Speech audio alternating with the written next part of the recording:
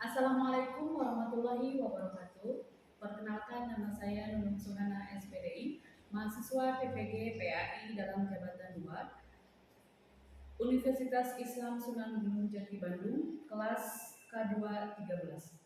Dalam kesempatan kali ini saya akan menyampaikan materi yang berjudul tentang hukum halal dan haram untuk fase C kelas 6. Diawali dengan tujuan pembelajaran dalam materi ini.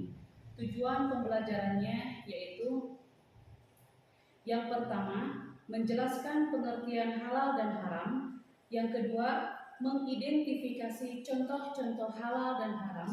Yang ketiga, membedakan halal dan haram. Dan yang keempat, memberikan contoh halal dan haram. Setelah tujuan pembelajaran, yang pertama yaitu definisi halal dan haram. Konsep halal dan haram diajarkan sebagai bagian dari pemahaman tentang hukum-hukum Islam. Halal merujuk pada segala sesuatu yang diperbolehkan atau diizinkan menurut ajaran Islam. Misalnya, makanan yang berasal dari sumber yang baik dan diproses sesuai dengan aturan Islam dianggap halal. Sebaliknya, haram adalah segala sesuatu yang dilarang atau tidak diizinkan oleh agama Islam. Contoh dari haram adalah makanan yang berasal dari hewan yang tidak disembelih sesuai syariat atau perbuatan seperti mencuri dan berbohong. Kemudian dasar hukum halal dan haram, yaitu yang pertama Al-Quran, yang kedua hadis. Al-Quran adalah sumber hukum utama dalam ajaran Islam. Segala yang dihalalkan dalam Al-Quran adalah pasti halalnya, dan segala yang diharamkan dalam Al-Quran maka sudah pasti haramnya. Hukum halal dalam Al-Quran terdapat dalam Quran Surat Al-Ma'idah ayat 87.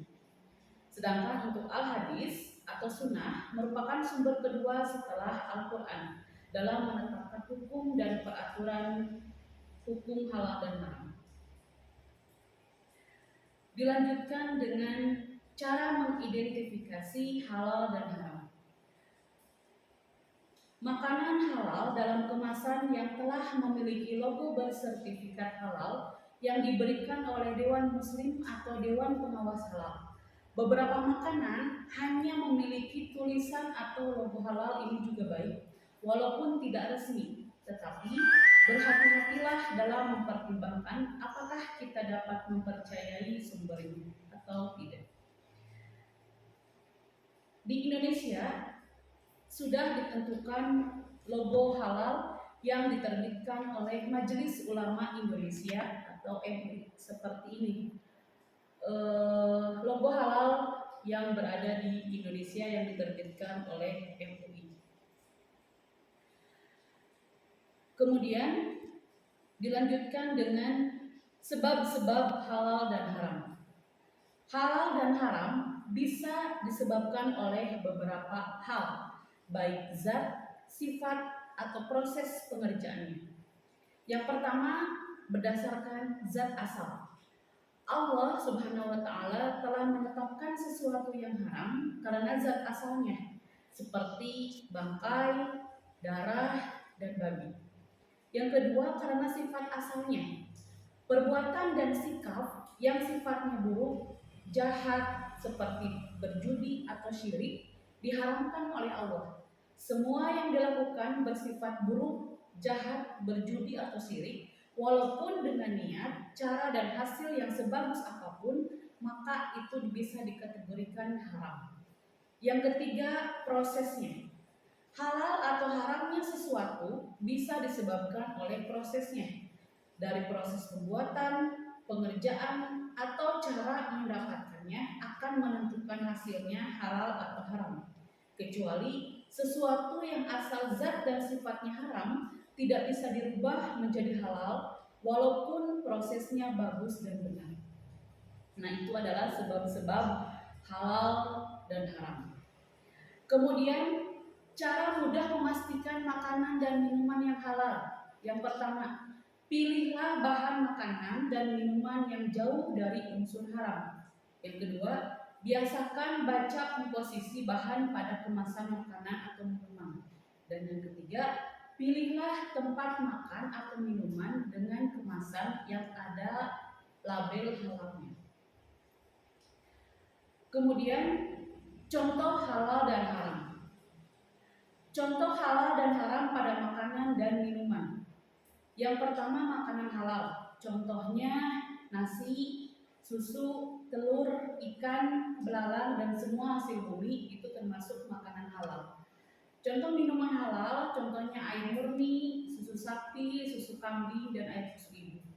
Makanan haram, contohnya seperti bangkai, darah, daging babi, dan hewan yang disembelih tanpa menyebut nama Allah. Dan yang keempat, contoh minuman haram adalah minuman yang memabukkan, air yang terkena najis, air beracun, dan susu yang tercampur oleh makanan haram. Nah, ini contoh-contoh makanan dan minuman yang halal seperti yang sudah disebutkan tadi. Kemudian contoh makanan haram seperti yang sudah disebutkan tadi.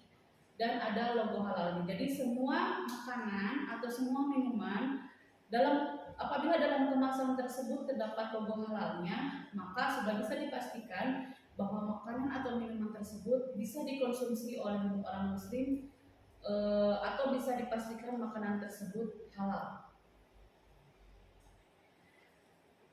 Selanjutnya, dengan penerapan hukum halal dan haram dalam kehidupan sehari-hari. Yang pertama, penerapan dalam sikap. Penerapan hukum halal dan haram belum secara menyeluruh dalam berbagai bidang kehidupan. Halal dan haram masih bisa dikhususkan hanya dalam urusan ibadah pokok.